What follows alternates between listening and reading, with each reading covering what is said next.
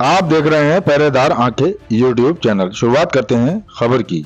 उत्तर प्रदेश का जनपद रामपुर जो मुस्लिम बहुल्य इलाका है और ईद के त्यौहार को लेकर यहाँ पर कई मस्जिदों में और ईदगाह में नमाज की अदायगी की गई।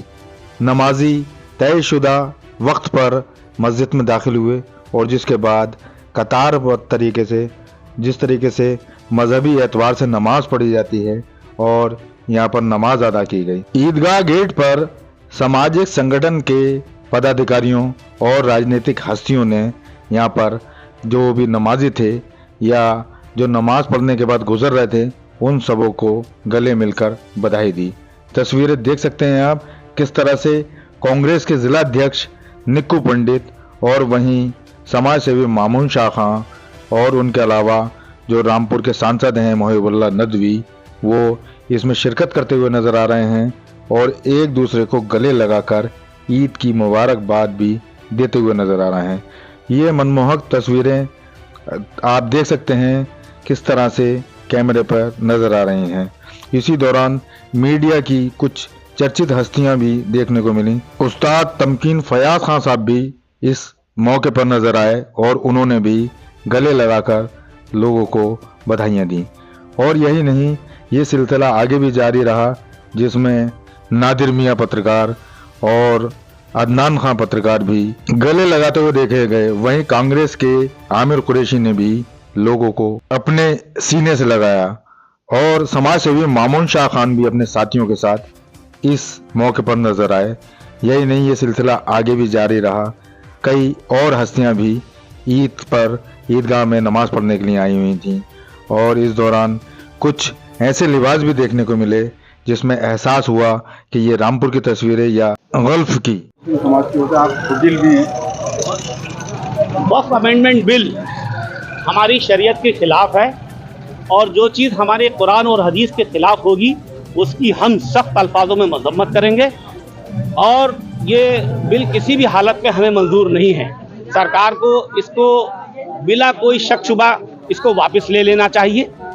जिस तरह से और भी एक्ट इन्होंने निकालना की कोशिश कर रहे हैं, अधिवक्ता प्रोटेक्शन एक्ट को भी बात करते हैं, उसका भी हम विरोध करते हैं। और वक्फ अमेंडमेंट बिल ये हमारी शरीयत के खिलाफ है और इसमें हम किसी भी दूसरे धर्म की दखल अंदाजी को बर्दाश्त नहीं करेंगे।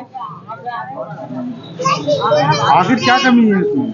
कमी इसमें यह है कि एक तो दूसरे धर्मों की दखल अंदाजी इसमें आ रही है जो हमारी शरीयत के खिलाफ है। वो हमारी शरीयत को नहीं जानते। जो शरीयत को जानता है वही इस मामले में कुछ बोल सकता है, कुछ कह सकता है। अपनी तरफ से सरकार की तरफ से कोई प्रतिनिधि इसमें शामिल होगा तो ये हमारी शरीयत के अंदर दखलअंदाजी वाली बात होगी। और जिस तरह के अमेंडमेंट की जो रूल्स इन्होंने बनाए हैं, जो प्रोविज़न इन्होंने बनाए हैं, उनकी हम मुखालफत करते हैं और वक्फ अमेंडमेंट बिल को किसी भी हालत में बर्दाश्त नहीं किया जाए। ईद और ईद की नमाज को लेकर नगर पालिका की ओर से काफ़ी तैयारियां की गई थीं।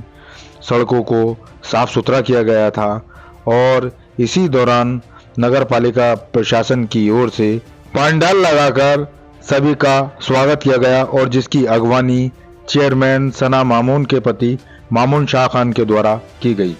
सभी रामपुर वासियों को, देशवासियों को ईद की बहुत बहुत मुबारकबाद। पिछले 15 दिन से लगातार हम यहाँ ईदगाह की सफाई व्यवस्था का करा रहे थे और जो जहाँ पर पेड़ ज़्यादा बढ़ जाते हैं, झाड़ झंकार हो जाए, घासें हो गई थी, तो वो सब 15 दिन से लगातार हमने और हमारी पूरी टीम ने और चेयरपर्सन साहिबा खुद कई बार यहाँ पर उन्होंने निरीक्षण किया, वहाँ देखने आई और रात भी 2 बार वो खुद देखने आई। हमारी पूरी टीम रात भर लगी रही, सफाई व्यवस्था का जायज़ा लेते रहे। सफाई व्यवस्था में कहीं कूड़ा अगर कोई मिलता है या तो हमने हमारी पूरी टीम ने रात में ही सबने लग के रात भर घूमते रहे और सभी मस्जिदों के आगे पूरे शहर में जहाँ जहाँ मेन सड़कें वहाँ पर चूना पड़वाया गया जिससे सफाई व्यवस्था दुरुस्त रहे, सही रहे। हिंदू मुस्लिम भाईचारे की मिसाल रामपुर में हमेशा से कायम रहती है और आज भी उन लोगों ने करके दिखाया है कि आज भी हिंदू मुस्लिम भाईचारे की मिसाल, गंगा जमुना तहजीब की मिसाल यहाँ कायम रही है।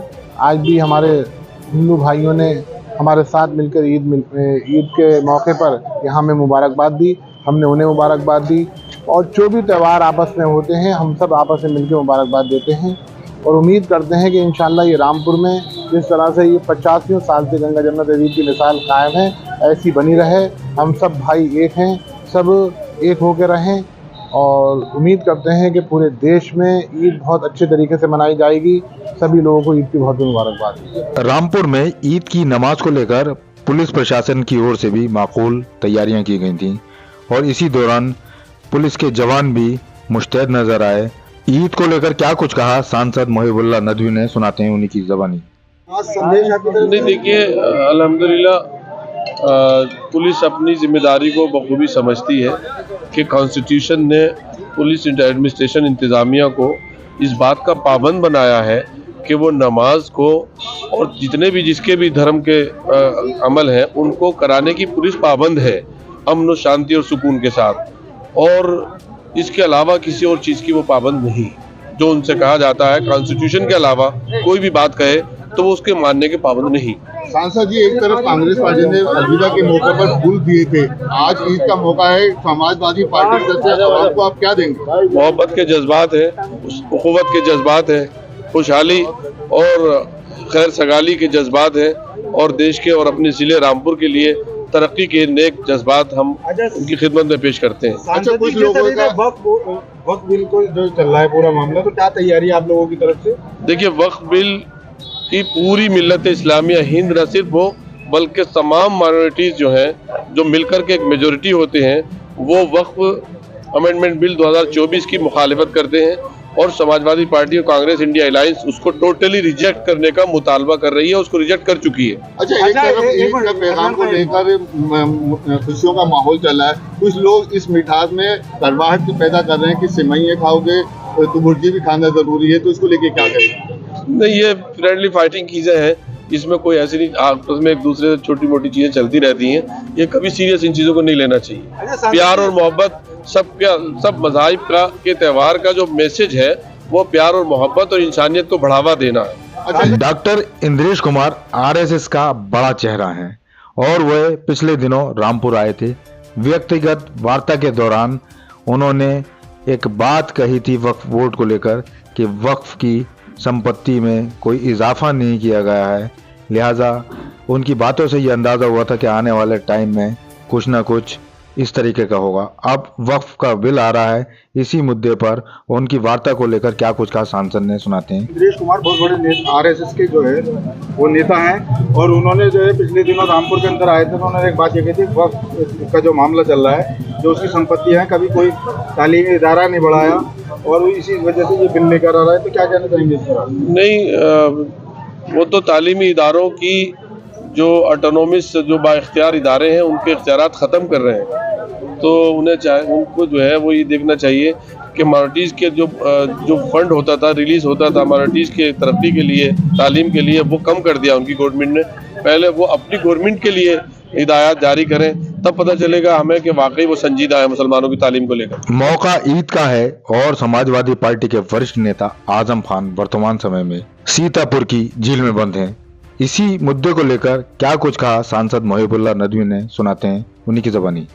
शहर के आबिद बेदार साहब एक दफन भी नहीं, बहुत से ज्यादा तो वो परिवार जो गम के माहौल में है इस वक्त, आजम खान के परिवार, उससे मिलने जाएंगे। आजम भाई के लिए हमने दुआ की है इंशाल्लाह, और बराबर जितने भी नाजायज तौर पर जो लोग बंद हैं उन सब की रिहाई के लिए बारगाह रब्बुल आलमीन में आज के दिन दुआ की जाती है। इस समय राजनीतिक गलियारों में महाराणा सांगा उर्फ राणा सांगा और वहीं समाजवादी पार्टी के राज्यसभा सांसद रामजी सुमन का नाम चर्चा में है। इसी सिलसिले में क्या कुछ कहते हैं रामपुर के सांसद, सुनाते हैं।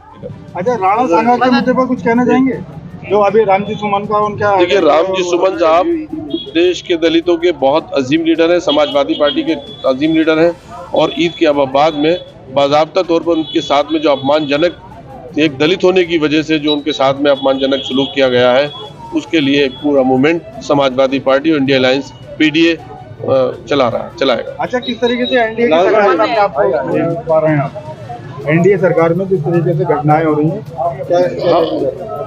इंडिया गठबंधन बराबर हर किस्म की जुल्म नाइंसाफी के खिलाफ आवाज उठा रहा है और देश की जनता का सपोर्ट उसको हासिल।